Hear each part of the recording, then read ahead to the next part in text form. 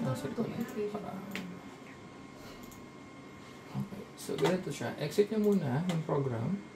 Close. Huwag nyo lang i-approve kasi hindi naman natin natapos. So, lalabas dito recorded lang. Hindi approve. Exit nyo din to.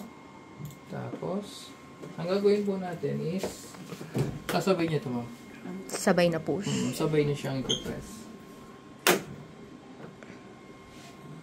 Although maririnig niyo yung fan, gumagana pa naman po siya. Pero minsan po kasi, hindi niya maririnig yung fan.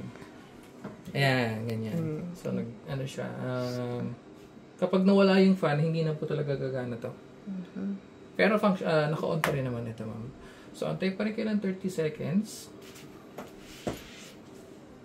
Ito lang yung medyo time consuming niya. Pero actually, in total, kapag gagawin niyo na po to under 2 minutes, tapos na kayo.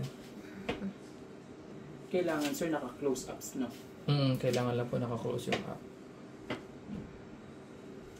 Tapos, disengage yun. Sabay rin po yung pag-disengage. So, ikot nyo lang po yan. May araw naman po ito.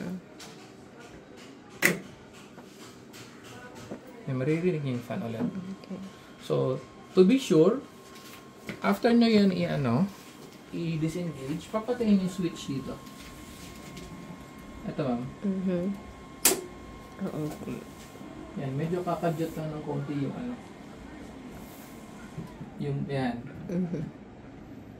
Kakadyot lang ng konti yung belt natin. So, ngayon, ang pagpatay nito, ma'am, dapat 30 to 1 minute. 30 seconds to 1 minute. So, ganun din. Kaya ako nabanggit na under 2 minutes, okay na. Dito na po ba yung maging area ng treadmill?